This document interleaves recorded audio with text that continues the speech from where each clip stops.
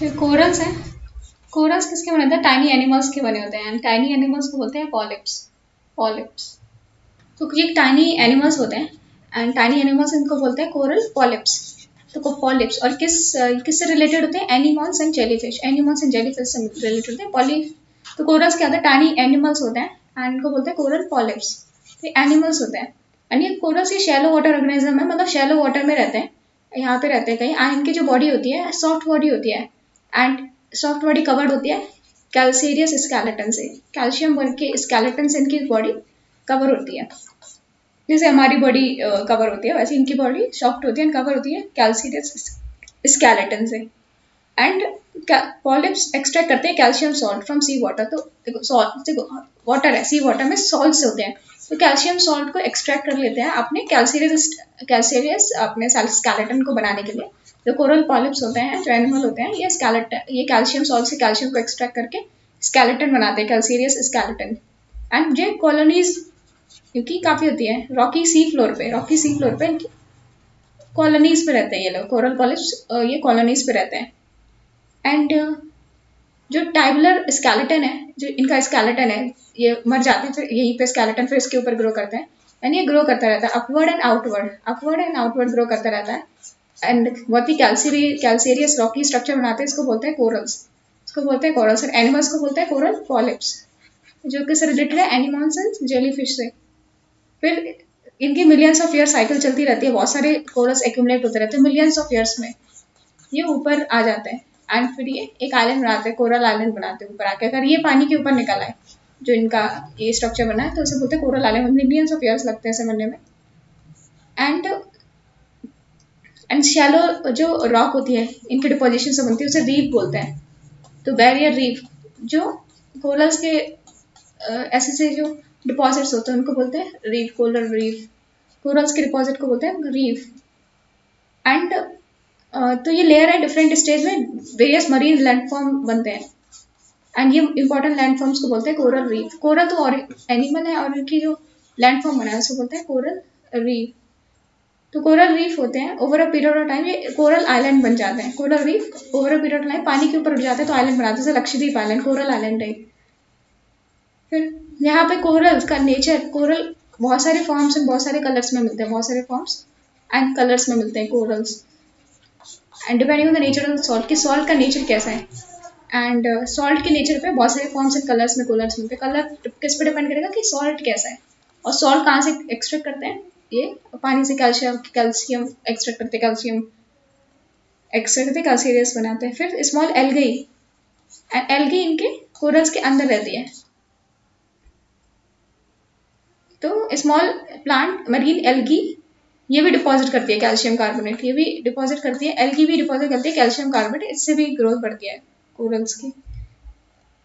तो कोरल्स जो होते हैं उनकी सॉफ्ट बॉडी होती है, ये हार्ड स्केलेटन बनाने के लिए कैल्शियम को एक्सट्रैक्ट करते हैं, फिर बनाते हैं कैल्शियस स्केलेटन बनाते हैं, कैल्शियस स्केलेटन बनाते हैं कि काफ़ी हार्ड हो जाए।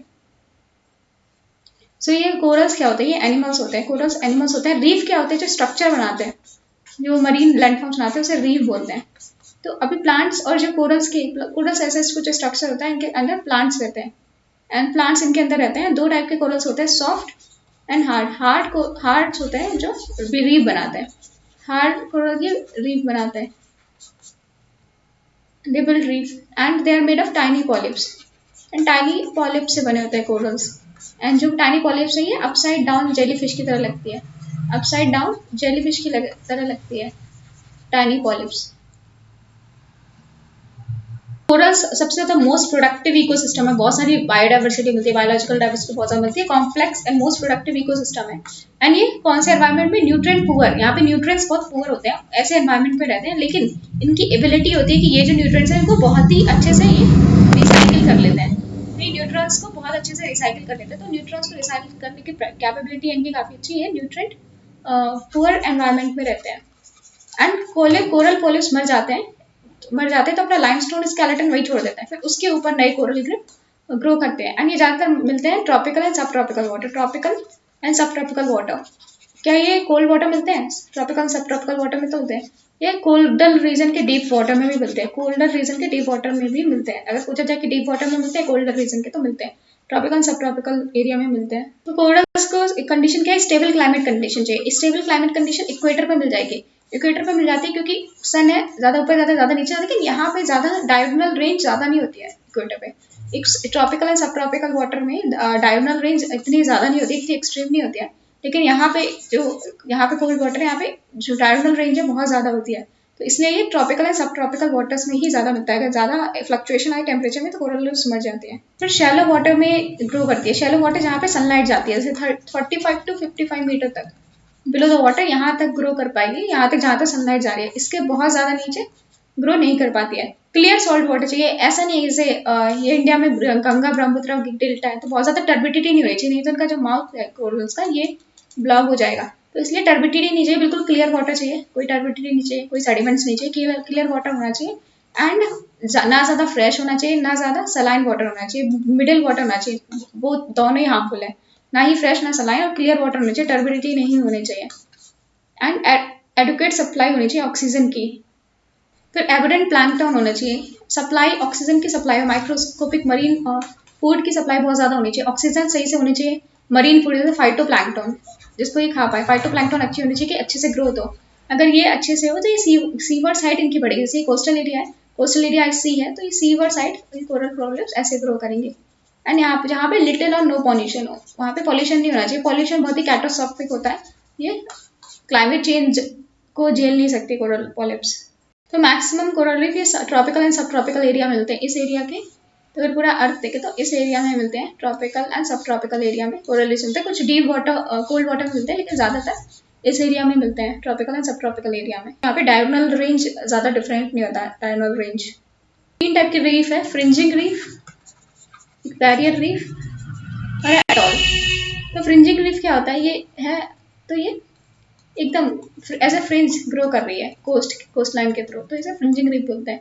फिर बैरियर रीफ की तटी कोस्ट लाइन है, कोस्ट लाइन के कुछ एरिया छोड़ के यहाँ पे कोरल ग्रो हुई है, तो ये एरिया जो बचेगा इसे लगून बन जाएगा, तो ये है बैरियर रीफ को बोलते हैं कि इनकमिंग शिप के लिए ये बैरियर का काम करेगी, बैरियर रीफ, यानी यहाँ पे फिर वाटर होगा तो इसे लगून बोलेंगे। ये तो कोस्ट लाइन ये तो स्टार्ट हो गया। फिर अटॉल की जो रीफ थी वो सबसाइड कर गई, नीचे आ गई, तो अब यहाँ पे पानी जैसा बन जाएगा, आसपास कोरल रीफ्स बच गए, बीच में पानी बच जाएगा, इसे बोलते हैं अटॉल। फ्रिंजिंग रीफ क्या होता है, जैसे ये है कोई आइलैंड, आइलैंड के आसपास एज अ फ्रिंज ये ग्रो करता है एज अ फ्रिंज, लेकिन बहुत ज़्यादा मरीन में बहुत ज़्यादा डेप्थ में नहीं जाता बिकॉज सनलाइट नहीं मिल पाएगी, तो ये फ्रिंजिंग रीफ जैसे ये पानी है तो यहाँ से ऐसे फ्रिंजिंग रीफ ग्रो करती है, एंड ये डायरेक्टली शोर से ग्रो करती है, एंड ये लैंड के काफ़ी क्लोज होती है, एंड मोस्ट कॉमन है फ्रिंजिंग रीफ, मोस्ट कॉमन है कि लैंड के आसपास ग्रो कर जाए, मोस्ट कॉमन है, जैसे न्यू हर्बडाइट सोसाइटी आइलैंड ऑफ ऑस्ट्रेलिया में है, and southern coast of Florida, Florida के सदर्न कोस्ट पे ये फ्रिंजिंग रीफ मिलेगी, मोस्ट कॉमन है, एंड ये 1-2 किलोमीटर बेल्ट, ज़्यादा अंदर नहीं जाते क्योंकि फिर सदर्न इंक्रीज इन डेप्थ में ये कम हो जाते हैं, बिकॉज वहाँ पे क्या होगा, वहाँ पे सनलाइट नहीं पहुँच पाएगी तो वहाँ पे नहीं होती है। फिर बैरियर रीफ होता है, ये शोर, अगर ऑस्ट्रेलियन शोर है तो शोर के पैरेलल होता है ये बैरियर रीफ, तो या फिर यहाँ पे लगून बनाता है, तो ये बैरियर का काम करता है इनकमिंग शिप के लिए, तो इसलिए बैरियर रीफ बोलते हैं। एंड ये सबसे ज़्यादा ये कॉमन होता है फ्रिंजिंग रीफ, एंड ये इतने कॉमन नहीं होते लेकिन ये लार्जेस्ट होते हैं, लार्जेस्ट अगर साइज में देखो तो लार्जेस्ट है, जैसे great barrier reef of Australia, and ये काफ़ी Atlantic as well as Pacific ocean में आपको मिल जाएंगे, एंड ये शोर के से पैरेलल होते हैं, तो लीनियर एंड पैरेलल होते हैं शोर के ये बैरियर रीफ। तो अटॉल क्या होता है कि एक आसपास फ्रिंजिंग रीफ है, बीच में पानी हो तो इसे अटॉल बोलते हैं, तो ये सेंट्रल लगून हो तो इसे अटॉल बोलते हैं। एंड ये कब होता है, जैसे बीच में पहले कोई था, इसके आसपास फ्रिंजिंग रीफ थी, फिर ये बीच वाला सबसाइड कर गया, बीच वाला सबसाइड करके आसपास बचा, तो ये इसे फिर अटॉल बोलने लगे। तो 2 टाइप के अटॉल होते हैं, ट्रू अटॉल होता है, एक होता है अटॉल सराउंडिंग द लगून, एक मतलब एक ट्रू अटॉल है कि यहाँ पे आसपास ही है, बीच में कुछ नहीं है, एक होता है कि बीच में आइलैंड हो तो उसे बोलते हैं अटॉल सराउंडिंग द आइलैंड और लगून। तो पैसिफिक ओशन में हमें काफ़ी अटॉल मिलते हैं, जैसे फिजी अटॉल है, and Funafuti atoll in the Ellice island, and Funafuti atoll, and बहुत सारे अटॉल्स हमें लक्षद्वीप आइलैंड में ही मिलते हैं, लक्षद्वीप आइलैंड में बहुत सारे अटॉल्स मिलते हैं, तो अटॉल्स लक्षद्वीप आइलैंड्स में मिलते हैं। एग्जाम्पल देखें तो ये साउथ पैसिफिक ओशन में मिल जाएंगे आपको अटॉल्स, जैसे French Polynesia, Caroline and Marshall island, Micronesia, Cook island, यहाँ पे आपको अटॉल्स मिल जाएंगे। और कहाँ मिलेंगे, जैसे Maldives, Chagos island group and Seychelles and Cocos island group. तो यहाँ पे आपको अटॉल्स मिलेंगे, Maldives, Chagos, Seychelles and Cocos island group atolls मिल जाएंगे। कोरल रीफ्स के टाइप में थ्योरी दी है चार्ल्स डार्विन ने, कैसे तीनों बनते हैं। सबसे पहले फ्रिंजिंग रीफ बनता है, ये एज अ फ्रिंज ज्वाइन करने लगे, फ्रिंजिंग रीफ बनने लगे। फिर ये क्या हुआ, नीचे सबसाइड करने लगा। जब सबसाइड करेगा तो कम से कम इधर इधर इधर तक सबसाइड कर गया, तो ये एक बैरियर रीफ की तरह काम करेगा। फिर जब ये और सबसाइड कर गया, फिर ये और नीचे चला गया, फिर ये अटोल की तरह काम करेगा, अटोल। तो इंडिया में कोरल रीफ्स की बात करें तो ये निकोबार में फ्रिंजिंग रीफ काफी कॉमन है, यहाँ पे फ्रिंजिंग रीफ काफी कॉमन है। एंड बैरियर रीफ आपको निकोबार निकोबार अंडमान में फ्रिंजिंग रीफ मिलेगी, एंड निकोबार में हमें मिलेगी ज़्यादातर। ठीक है, ये इंडिया है, तो यहाँ पे फ्रिंजिंग रीफ मिलेगी अंडमान में, एंड निकोबार में हमें बैरियर रीफ, और लक्षद्वीप में भी बैरियर रीफ मिलती है। एंड अटॉल्स भी, atolls and barrier reef Lakshadweep में मिलते हैं। अटॉल्स एंड फ्रिंजिंग रीफ हमें निकोबार में अच्छी मिलती है, and barrier reef and atolls हमें लक्षद्वीप एंड निकोबार में मिलते हैं। एंड इंडिया में अगर देखें तो कहाँ कहाँ मिलेंगी, Nicobar, Lakshadweep, gulf of Mannar and gulf of Kutch. तो इस एरिया में हमें कोरल रीफ्स मिलते हैं इंडिया में। इंडिया में कहाँ कहाँ कोरल रीफ्स मिलते हैं, जब इंडिया का मैप बनाए तो यहाँ पे अंडमान निकोबार, फिर गल्फ ऑफ मन्नार, फिर कुछ एरिया यहाँ पे मिलता है, लक्षद्वीप, ये महाराष्ट्र कर्नाटका का बॉर्डर, गोवा का बॉर्डर, एंड फिर गल्फ ऑफ कच्छ यहाँ पे मिलती है। सो कोरल्स की बात करें तो ये टाइट रिसोर्सेज है, कपलिंग एंड रिसाइकलिंग, एंड इन्हें बोलते हैं tropical rain forest of ocean. Tropical rain forest of ocean corals को बोलते हैं, tropical rain forest of ocean. And ये सिम्बायोटिक रिलेशनशिप में रहते हैं सिंगल सेल एल्गे के साथ, एंड इनको बोलते हैं जूजैंथले। जूजैंथले ये ऑटोट्रॉपिक होते हैं, अपना खुद का फूड बनाते हैं। जूजैंथले एल्गी है, माइक्रो एल्गी, अपना खुद का फूड बनाते हैं। तो जूजैंथले ये सिम्बायोटिकली रहते हैं इनके साथ, एंड ये न्यूट्रिएंट प्रोटेक्शन में काम करते हैं, फोटोसिंथेसिस से न्यूट्रिएंट्स बनाते हैं। एंड ये कोरल्स को क्या क्या प्रोवाइड करते हैं, फिक्स कार्बन कंपाउंड प्रोवाइड करते हैं एनर्जी के लिए, एंड इनका कैल्सिफिकेशन इनहेंस करते हैं। कैल्सिफिकेशन जो अपने कैल्शियम से अपना वो बनाना है उसे इनहेंस करते हैं, फिर मीडिएट करते हैं element nutrient flux, poor and nutrients में रहते हैं, तो आराम से न्यूट्रिएंट्स जो भी होते हैं उन्हें अच्छे से रिसाइकिल कर पाते हैं।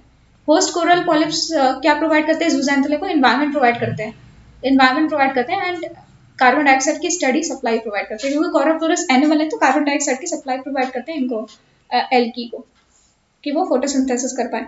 फिर सिम्बायोटिक रिलेशनशिप, तो इससे क्या होता है, सिम्बायोटिक रिलेशनशिप से काफी फायदा होता है, that allow the slow growing corals. Coral तो बहुत स्लो ग्रो करती है, मिलियंस ऑफ ईयर्स में, ये कम्पीट कर पाता है with the faster growing multi cellular algae. तो फिर इससे क्या होता है कि कोरल ग्रो करती है, लेकिन मल्टी सेलुलर एल्गिन को न्यूट्रिएंट्स प्रोवाइड करती है, एंड तो ये बनाते हैं फोटोसिंथेसिस से खाना बनाते हैं। फोटोसिंथेसिस से खाना बनाते हैं, तो रात को कोरल्स इसको खाते हैं, नहीं रात को बनाते हैं बाई प्रेडेशन।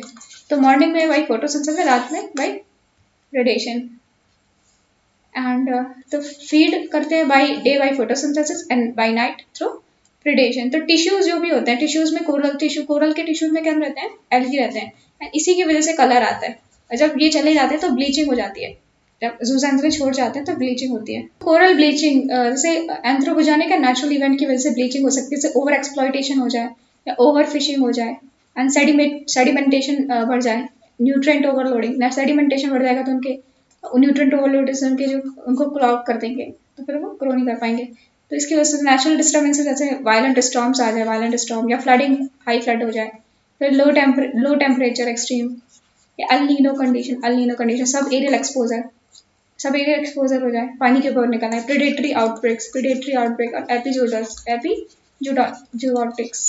एपिजूटिक्स मतलब कोई बीमारी है, एपिजूटिक्स कोई बीमारी हो जाए, तो ये कोरल ब्लीचिंग स्ट्रेस रिस्पॉन्स देते हैं। इससे क्या होता है, ब्लीचिंग हो जाती है, ज़्यादा दिन तक रहता है ऐसा तो मर जाती है कोरल रीफ्स। तो ब्लीचिंग क्या होती है, जब जूजैंथले काफ़ी डिक्लाइन कर जाए, उनकी जूजैंथले का नंबर काफ़ी कम हो जाए, 60 to 90% जूजैंथले का नंबर कम हो जाए, तो स्ट्रेस ब्लीचिंग हो जाती है। कॉजेज क्या होते हैं, तो टेम्परेचर बढ़ जाए, बहुत ही नैरो टेम्परेचर रेंज में रहते हैं, अगर बहुत ज़्यादा टेम्परेचर ड्रॉप हो जाए, बहुत ज़्यादा बढ़ जाए, जैसे अल नीनो इवेंट आ जाए या कोल्ड एयर आउटब्रेक्स हो जाए, टेम्परेचर बहुत ज़्यादा बढ़ जाए, बहुत ज़्यादा कम हो जाए, तो ये कोरल ब्लीचिंग हो जाएगी। तो अगर थोड़े टाइम के लिए वो रिकवर हो जाए तो ठीक है, लेकिन अगर ज़्यादा प्रोलॉन्ग टाइम के लिए तो डेथ हो जाएगी कोरल रीफ्स की। एंड फिर ओशन एसिडिफिकेशन होता है, क्योंकि CO2 की जो वॉल्यूम है बढ़ जा रही है, CO2 जाता ही है पानी में डिजोल्व हो जाता है, यानी बाइकार्बोनेट बनाया जाता है। तो ओशन एसिडिफिकेशन हो रहा है। ओशन एसिडिफिकेशन बहुत बेकार है कोरल्स के लिए। टेम्परेचर से क्या होता है, ब्लीचिंग बढ़ जाता है। एंड एसिडिफिकेशन से क्या होता है, कैल्सीफाइंग एबिलिटी होती है कोरल्स की, कैल्सीफाइंग एबिलिटी होती है कोरल्स की, वो कम हो जाती है। स्मॉल टेम्परेचर हुआ थोड़ा वीक्स तक, 3 to 4 degree Celsius temperature difference हुआ तो ये कोरल्स डिसफंक्शन कर जाएगा, ढंग से काम नहीं कर पाएगा। तो कोरल ब्लीचिंग ज़्यादातर समर सीजन में होती है और near the end of protected warm period. फिर they are report to have taken place during the time of जहाँ पे लो विंड वेलोसिटी चल रही है, low wind velocity, clear sky है, क्लियर स्काई है, एंड काम सीज है, and low turbidity. And तो यहाँ पे बहुत लोकलाइज कंडीशन होती है, यहाँ पे हीटिंग ज़्यादा होती है, अल्ट्रावायलेट रेडिएशन होती है, तो इससे कोरल ब्लीचिंग हो जाती है। यहाँ पे लो विंड वेलोसिटी हो, क्लियर स्काई एंड काम sand and low turbidity. Corals में क्या यूवी रेडिएशन एब्जॉर्प्शन कंपाउंड होते हैं। हाँ, अगर यूवी रेडिएशन भी कोरल्स में पड़ती है तो कोरल उसमें उससे निपट सकते हैं by UV radiation absorption compound. लेकिन जब टेम्परेचर बढ़ता है तो इनका जो यूवी रेडिएशन कंपाउंड होता है कोरल्स में वो ढंग से काम नहीं कर पाता। तो कॉन्सेंट्रेशन जो यूवी एब्जॉर्बन कंपाउंड्स होते हैं कोरल्स में वो कम हो जाता है, तो कॉन्सेंट्रेशन रिडक्शन हो जाता है, इसलिए ये सही से यूवी रेडिएशन को एब्जॉर्ब नहीं कर पाते एंड इसे हार्म करता है ये यूवी रेडिएशन। एरियल एक्सपोजर है, जैसे कोरल रीफ है, कोरल रीफ यहाँ पे है, लेकिन क्या हो जाए कि ये हाई टाइड है, लो टाइड में ये पानी नीचे चला जाए तो ये सब एरियल एक्सपोजर हो गया। या ऐसा हो टेक्टोनिक एक्टिविटी की वजह से अभी यहाँ तक था, जमीन और ऊपर उठ जाए तो, या और नीचे चली जाए या और ऊपर उठ जाए तो इससे क्या होगा, सब एरियल एक्सपोजर हो जाएगा, इससे कोरल डेथ हो सकती है। फिर हाई एंड लो टेम्परेचर आ जाए, solar education and sea water dilution हो जाए। सी वाटर डाइल्यूशन मतलब बहुत ज़्यादा सैलिनिटी, बहुत ज़्यादा फ्रेश वाटर हो जाए, बहुत ज़्यादा फ्रेश वाटर, ना ही बहुत ज़्यादा सलाइन वाटर चाहिए, बीच वाटर, बीच वाटर चाहिए, बहुत सारा फ्रेश वाटर डाइल्यूशन हो जाए, सी वाटर डाइल्यूशन हो जाए, उससे भी कोरल रीफ्स खतरे में आ सकती है। तो फिर फ्रेश वाटर डाइल्यूशन हो जाए, फ्रेश वाटर डाइल्यूशन, तो कोरल रीफ्स मर सकते हैं। फिर इनऑर्गेनिक न्यूट्रिएंट्स की बात करें, इनऑर्गेनिक न्यूट्रिएंट्स की rather than causing coral bleaching, जैसे एलिमेंटल न्यूट्रिएंट कॉन्सेंट्रेशन से अमोनिया नाइट्रेट का कॉन्सेंट्रेशन बढ़ जाए तो जैसे जूज़ैंथेला इसकी वजह से 2 to 3 टाइम्स बढ़ जाएंगे। तो अगर अमोनिया एंड नाइट्रेट कॉन्सेंट्रेशन बहुत ज़्यादा बढ़ जाता है, नाइट्रेट HNO3, ये कॉन्सेंट्रेशन बहुत ज़्यादा बढ़ता है, जूज़ैंथेला बहुत ज़्यादा बढ़ता है, 2 to 3 टाइम्स हो जाता है जितना होना चाहिए उससे। तो जो कोरल की रेजिस्टेंस है, कोरल जो रेजिस्ट कर पाता है डिसीजेस को, वो कम हो जाती है, ससेप्टेबिलिटी टू डिसीज वो बढ़ जाती है कोरल्स की। फिर जीनोबायोटिक्स होता है, जीनोबायोटिक्स में क्या होता है कि हम कोरल को एक्सपोज करते हैं हाई कंसेंट्रेशन से केमिकल कंपोनेंट, जैसे कॉपर है एंड ऑयल है, तो कोरल ब्लीचिंग हो जाएगी जीनोबायोटिक्स से। जीनोबायोटिक्स मतलब हर्बिसाइड्स है, कॉपर है, ऑयल है, ये ज़्यादा एक्सपोज है कोरल से, तो जीनोबायोटिक्स मतलब कोरल की डेथ हो जाएगी। फिर एपिजूओटिक्स होता है कि पैथोजेंस देते हैं, पैथोजेंस इंड्यूस ब्लीचिंग, सो बोलते हैं एपिजूओटिक्स। तो इससे बहुत सारे डिसीजेज आते हैं एंड बहुत ज़्यादा सॉफ्ट टिश्यू स्लगिंग हो जाती है, सॉफ्ट टिश्यूज की, एंड वाइल्ड स्केलेटन ढंग से काम नहीं कर पाता। तो ये एपिजोटिक्स में डिसीज होती है, इसमें कोरल्स में जूज़ैंथेला नहीं जाते, ब्लीचिंग नहीं हो रही है, लेकिन डिसीज की वजह से वो ग्रो नहीं कर पाएंगे, कोरल्स मर जाएंगे। यहाँ पे ये जूज़ैंथेला नहीं एक्सपेल होता है, इसमें पूरी कॉलोनी मर जाती है, पूरी कॉलोनी की डेथ होती है डिसीज की वजह से। एपिजोटिक्स, जीनोबायोटिक्स मतलब केमिकल्स है कि कॉपर, हर्बिसाइड, ऑयल, इससे कोरल ब्लीचिंग हो जाती है, इसे बोलते हैं जीनोबायोटिक्स। कोरल ब्लीचिंग होती थी वो लोकल डिस्टर्बेंस की वजह से होती थी, नॉन थर्मल डिस्टर्बेंसेस थे ज़्यादातर, जैसे स्टॉर्म्स, एरियल एक्सपोजर हो जाए ड्यूरिंग एक्सट्रीम लो टाइड आ गई, या एक्हेंटेस्टर मतलब टाइप ऑफ स्टार फिश का आउटब्रेक हो गया, उसकी वजह से कोरल ब्लीचिंग हो गई। तो 1980s में ये कोरल्स जहाँ जहाँ भी थे वहाँ पे ब्लीचिंग देखेगी, तो मास ब्लीच हुई 1980s में। तो कोरल ब्लीचिंग को कोई अच्छा भी बोलता है, क्योंकि बोलते हैं कि अच्छा होगा तो इससे रेजिस्टेंट डेवलप होगी कोरल्स की डिफरेंट एक्सट्रीम एनवायरमेंट में सर्वाइव करने की। तो शॉर्ट टर्म के लिए ठीक है, रेजिस्टेंट डेवलप है, लॉन्ग टर्म के लिए बहुत बेकार है। मास कोरल ब्लीचिंग सबसे पहले हुई थी 1998 में एंड फिर हुई 2010 में, अब सब थर्ड मास कोरल ब्लीचिंग में 2015-16 में। तो 1998, 2010, 2015 और अभी वाली जो है वो सबसे ज़्यादा लॉन्गेस्ट, सबसे ज़्यादा सीवियर है, एंड ज़्यादातर अल इसकी कॉज मान रहे हैं, अल एंड तो कहाँ पे 1998, 2010, 2015, 16, 2010, 1998, 2010, 2015, 16, तो थर्ड ग्लोबल कोरल ब्लीचिंग है, थर्ड। तो अगर टाइम लाइन देखें तो 1980 में फर्स्ट मास कोरल ब्लीचिंग हुई थी, फिर 1998 में फर्स्ट ग्लोबल इवेंट हुआ था, फिर 2010 में सेकेंड ग्लोबल इवेंट, और 2016 में 13 ग्लोबल इवेंट। तो ये कोरल ब्लीचिंग थर्मल स्ट्रेस देखे तो ये इंडिया है, इंडिया में अलर्ट 1 अलर्ट 2, तो चार कैटेगरी, अलर्ट 1 अलर्ट 2, फिर warning and watch, warning and watch, तो ये वॉच वाले एरिया में आता है, ये वाला वार्निंग वाले एरिया में आता है, अलर्ट 1 अलर्ट एरिया में आता है, इंडिया का भी अलर्ट एरिया 1 अलर्ट एरिया 2 में आता है। तो हमारा जो कोरल रीफ है ecosystem 0.1% of the ocean area है, लेकिन ये 25% मरीन ऑर्गेनिज्म को सपोर्ट करती है, सिर्फ 0% एरिया है लेकिन 25 मरीन ऑर्गेनिज्म को सपोर्ट करती है। 500 मिलियन पीपल फिश के लिए इसी पे डिपेंड रहते हैं, सपोर्ट ऑफ द फिश ये इस पे डिपेंड रहते हैं। अगर कोरल ब्लीचिंग हुई तो ये डोमिनेटेड रीफ से ये अलगाई डोमिनेटेड एरिया हो जाएगा, अलगाई डोमिनेटेड एरिया, फिर उसे रिवर्स करना बहुत मुश्किल होगा, फिर से कोरल्स को डोमिनेट करना बहुत मुश्किल हो जाएगा। इनके फंक्शन क्या है, इनको रेन फॉरेस्ट ऑफ ओशन क्यों बोला जाता है? Large variety of animals and plant को शेल्टर प्रोवाइड करते हैं, हैबिटेट प्रोवाइड करते हैं, and largest biogenic calcium carbonate produce, calcium carbonate biogenic way में, मतलब नेचुरल वे में प्रोड्यूस करते हैं, बायोजेनिक वे में। फिर नेचुरल प्रोटेक्टेड वेरियर्स है, अगर सपोज ये एक कोस्टलाइन है, यहाँ पे कोरल रीफ्स हैं, वैसे यहाँ पे होते हैं कोरल रीफ्स हैं, तो यहाँ पे अगर फ्लड आएगा या सुनामी आएगी तो ये एरोजन एंड स्टॉर्म सर्ज के अगेंस्ट बैरियर की तरह काम करते हैं।